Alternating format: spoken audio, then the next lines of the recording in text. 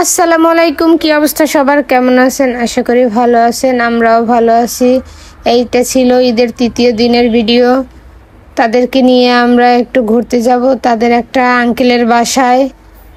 এই যে রেডি হয়ে সবাইকে নিয়ে গাড়িতে উঠে বসে পড়লাম।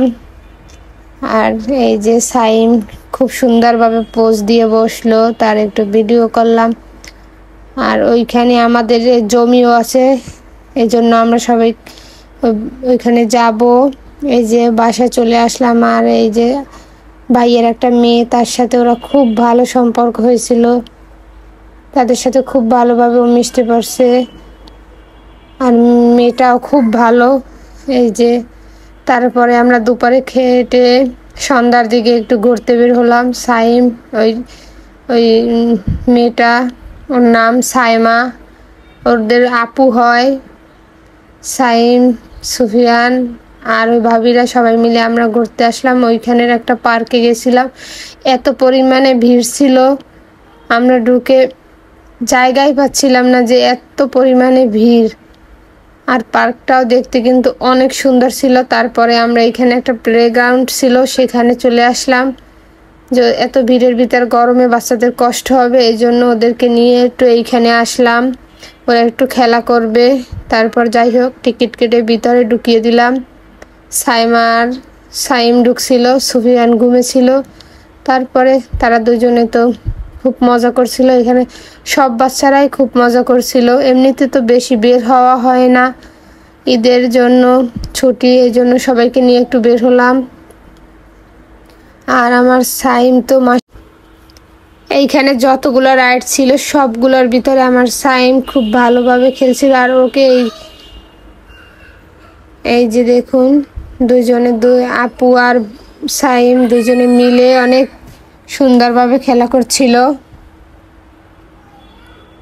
এখানে অনেক কিছুই ছিল খেলার মতন আর দেখার মতন, অনেক কিছু ছিল।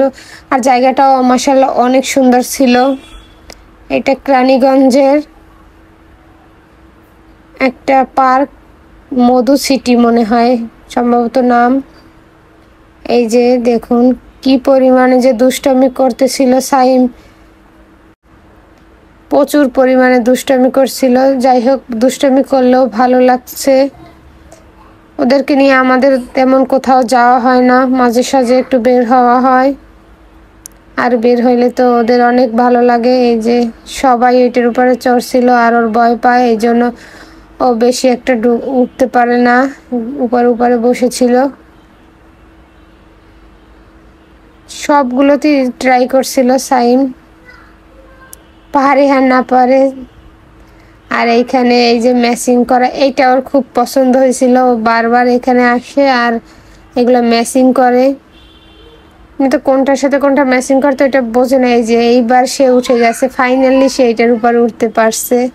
এইটা ওঠার জন্য সে খুব বায়না করছিল, তারপরে এইটা চড়ছিল। সবগুলোতেই মোটামুটি উঠছিল। আর বেশি মজা পাইছে সাইমা ছিল, ওর একটা আপু হয়, ওর একটা আঙ্কেলের মেয়ে, যাদের বাসায় আমরা গেছিলাম। আন্টিও অনেক ভালো, আর এই আপুটা ওকে অনেক আদর করছে, ওদের দুই ভাইকে, এই জন্য ওদের খুব ভালো লাগছে। আর আমরা এই সাইডে ছিলাম, বড়দের ঢুকতে দেয় না ভিতরে, বাচ্চারা শুধু খেলা করছিল আর আমরা বাইরে বসেছিলাম। এই যে আমার ছোট নবাবু উঠে গেছে, এখন সেও দোল খাচ্ছিল, আর এদিকে ওরাও খাচ্ছিল। আর সে প্রথম একটু উঠতে চাইছিল না, কিন্তু পরে সে ভালোই অ্যাক্টিভ হয়ে গেছিল।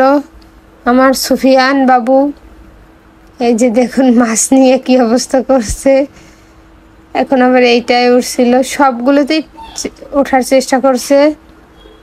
অনেকে ভয় পায়, কিন্তু ওরা ভয় পায় না, ভালোই উঠতে পারছিল।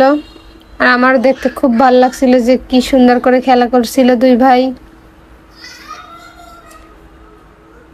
মাঝে মধ্যে এরকমের জায়গায় বাচ্চাদের নিয়ে যেতে হয়, গেলে ওরাও একটু আনন্দ পায় আর ওদেরও ভালো লাগে।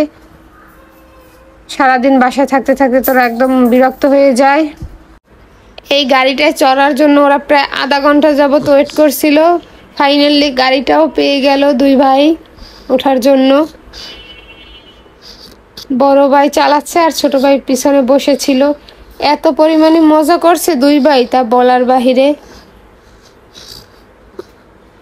এই যে তারপরে আমরা একটু ফুচকা খেতে আসলাম, কিছু খেয়ে বাসায় চলে যাব। এই যে ফুচকা দিয়ে দিল। সাইম আবার ফুচকা খাবে না, এই যে সুফিয়ান শুধু ফুচকা খাচ্ছিল।